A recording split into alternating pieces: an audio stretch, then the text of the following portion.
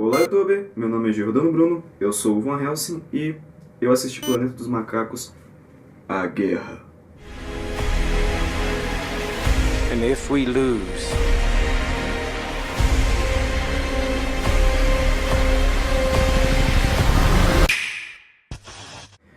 Bom, começando mais um Pausa Crítica aqui no canal, vamos falar sobre Planeta dos Macacos, A Guerra. Filme lançado em 2017, produzido e distribuído pela 20th Century Fox, dirigido por Matt Reeves e estrelado pelo maravilhoso Andy Serkis na pele de Caesar, um primata que é o protagonista dessa nova trilogia que rebuta a antiga franquia Planeta dos Macacos, trazendo um ar muito mais de ação, drama e ficção científica. Para você que não conhece a história de Planeta dos Macacos, vamos a um breve resumo. Planeta dos Macacos se trata de um filme de 1968, baseado em um livro de mesmo nome, que acompanha a situação de um astronauta que, ao entrar em um buraco negro, acaba caindo em um planeta onde os macacos são os governantes e os humanos são os escravos que acabam tendo que fazer todo o trabalho pesado. Após se relacionar com vários humanos, ele consegue fugir dessa sociedade autoritária, com uma humana por sinal, e acaba descobrindo que aquele planeta, na verdade, se trata da Terra, só que centenas de anos no futuro, onde os macacos ascenderam e os humanos caíram. Eu recomendo muito que vocês assistam o filme original e leiam o livro, porque no caso, os dois têm pontos de vista bem interessantes sobre a viagem espacial, sobre a questão do governo vigente e principalmente sobre as perspectivas. Eu não vou dar spoiler com relação ao livro, mas como os finais são de certa forma diferentes, então o plot twist no final acaba sendo muito mais interessante quando você compara um com o outro. Claro que, como o filme foi um sucesso de bilheteria, tiveram algumas sequências. Não são tão bons quanto o primeiro filme, mas são até que divertidos. Eu recomendo que quem é fã de ficção científica assista, principalmente porque a maquiagem que era feita era de uma qualidade muito alta e que até hoje, se você se colocar naquela época, impressiona. Tiveram também algumas paródias, como os Trapalhões no Planalto dos Macacos, que se você parar para pensar, é até melhor que a versão de 2001 com o Mark Wahlberg. Bom, agora que eu já dei uma pequena explicação de como é que se desenvolveu os primeiros filmes, dá para explicar agora como é que se desenvolve a história deste terceiro. Basicamente, após os acontecimentos de O Confronto, vimos que o mundo estava cada vez mais se deteriorando e os seres humanos entrando em extinção por conta de um vírus símio, engenhado por cientistas humanos, mas que acabou caindo na culpa dos macacos. Após um certo conflito que originou uma guerra entre os macacos e os humanos, Caesar, que é o líder do seu bando, ele agora busca dar um ponto final nessa guerra, mas não por meios violentos, e sim por meios pacíficos, levando o seu bando até outro lugar para que eles não sofram mais a perseguição e violência por parte dos humanos. A questão toda é o que ele vai passar para concluir esse objetivo, porque agora o Caesar está mais velho. Temos a ideia de que esse filme se passa por volta de uns 15 ou 17 anos após os acontecimentos do primeiro filme e do incidente da Golden Age. Então, nesse caso, o Caesar agora ele já está bem mais velho e ele tem muito mais o que perder agora. Ele é líder de uma sociedade, ele tem uma fêmea, ele tem filhos, e se ele pôr tudo isso a perder por um erro dele, isso vai acabar não causando apenas o mal a ele, mas também aos que estão em volta. Então, o desenvolvimento desse filme se dá muito mais uma questão pessoal do Caesar, não querendo estragar tudo para os outros. Porque esse é o dilema de todo líder. Você não está responsável só por você, você está responsável por você e por todo mundo que te segue.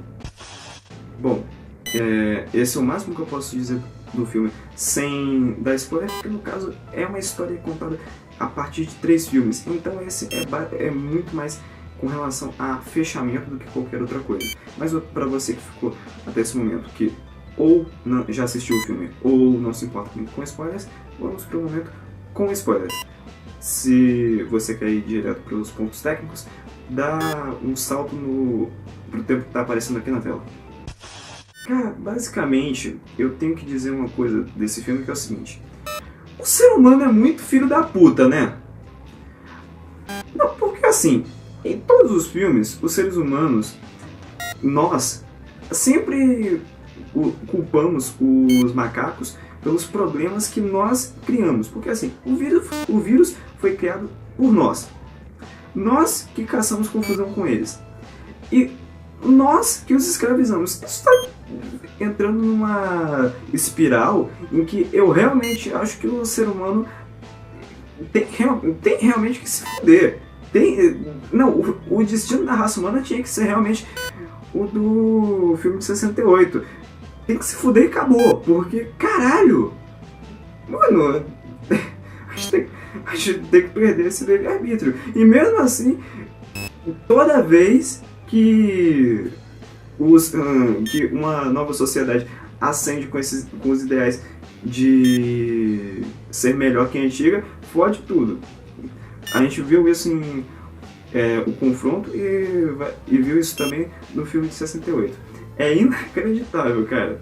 O coronel, o cara, ele tem uma raiva do Caesar e dos macacos que é bizarra, brother. Não é uma raiva explícita do tipo overreact.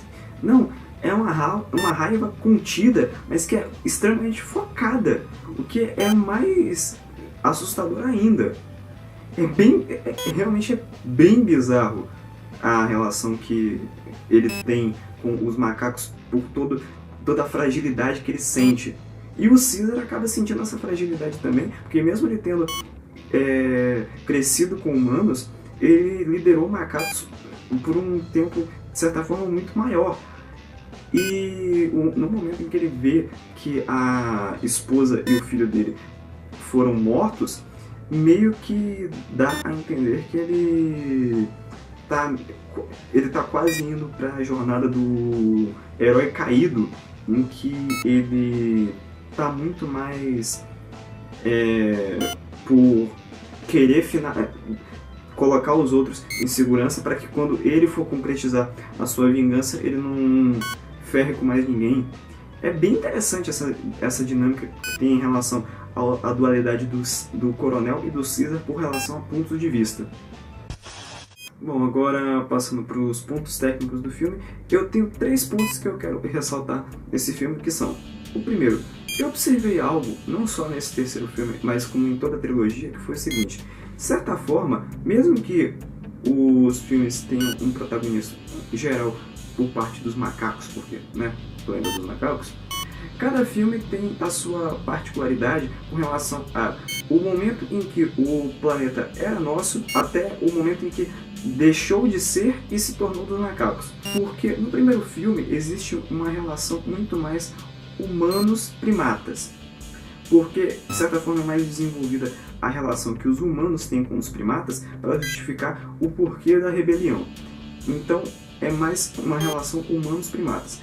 No segundo, tem uma relação mais neutra com relação ao fato de que o que aconteceu com o planeta para os humanos e o que aconteceu para os macacos. Então, realmente, não tem um protagonismo exato de uma das partes, com exceção do fato de o filme ser dos macacos.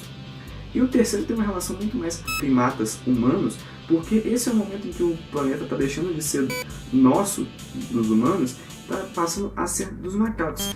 Então foi algo bem interessante, que foi uma construção nessa trilogia de realmente o final da dominação humana e o início da dominação primata. Foi aquilo que eu disse. Os primatas ascederam e os humanos caíram. Além do que, tem também o segundo ponto que eu quero ressaltar nisso, que é o seguinte. Todos esses filmes são muito pautados pela questão da perspectiva. Por quê? Pela perspectiva dos macacos, seguindo o Caesar e os seus amigos, como nós viemos fazendo em toda essa trilogia, nós percebemos que sim, os macacos estão com a razão, porque eles só querem viver em paz, eles não querem treta com os humanos, mas acabaram se metendo numa treta com os humanos. Mas se você olhar pela perspectiva humana, realmente é muito mais fácil você culpar os macacos pelos nossos erros, porque no caso a gente errou muito com o planeta e com nós mesmos. E no final é tão mais fácil culpar os outros pelos próprios erros, que é algo que é feito não só no cotidiano, mas em todas as guerras, em que, se você parar para analisar, tem certos personagens que mesmo o ódio deles sendo algo até que doentio, é justificável, de certa forma, porque é uma visão muito mais etnocentrista dessa questão. E o terceiro ponto que eu quero ressaltar nessa análise dos pontos técnicos é a atuação brilhante do Andy Serkis. Cara, assim, pra mim os dois melhores personagens dele são o Gollum e o Caesar, porque o Andy Serkis é um ator incrível. O cara, ele entra tanto no personagem que é uma parada inacreditável. É lindo ver como ele se empenha e realmente veste a pele daquele personagem.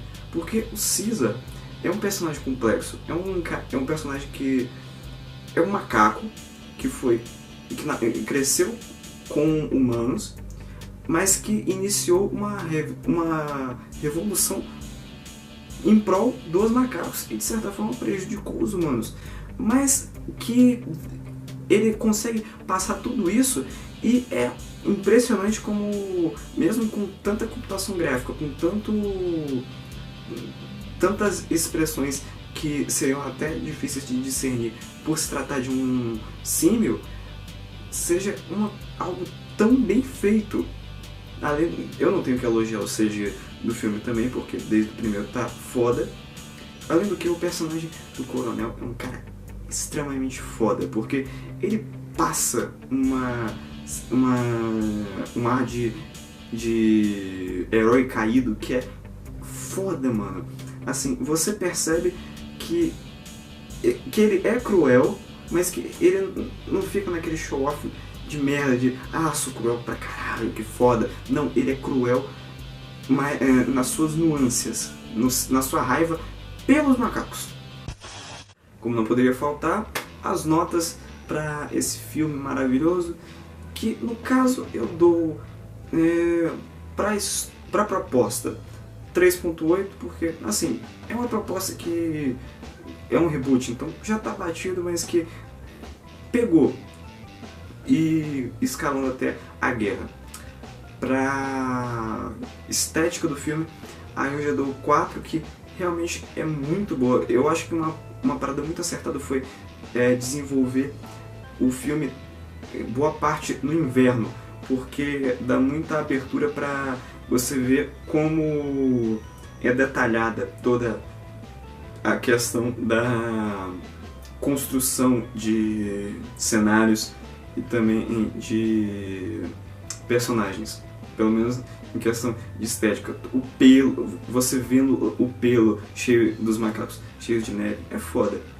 E a história, cara, assim, a história já deu 4.2 porque desenvolve muito bem a trajetória do Caesar como líder e também dos amigos dele, daqueles que se sacrificam, daqueles que são total em prol à causa e ao Caesar, ao ponto de até querer morrer por ele. E 2 pontos que eu achei interessantes foram também pelo menos na questão da história, foram o fato de ter a menininha que desperta um lado mais afetivo do CISA pelos humanos, voltando a se lembrar de como era conviver com os humanos, e também dos macacos que traem o seu movimento. Eles traíram o movimento, porra!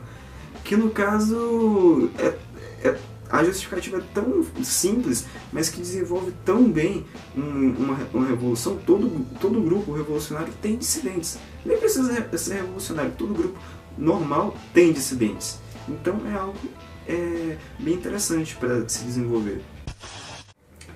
Bom, eu espero que vocês tenham gostado desse vídeo. Por favor, se inscreva no canal, curta o vídeo, compartilhe nas redes sociais. Se você quiser, favorite, me siga nas redes sociais Twitter e Instagram. E dá uma olhada no último vídeo que eu comentei um pouco sobre racismo e preconceito. Não é um vídeo que é muito engraçado, mas que realmente está divertido, porque eu abordo muito mais sobre uma questão de paradigma social. Então, valeu, falou e até o próximo vídeo. Olá, YouTube! Meu nome é Porra, eu tô sem óculos.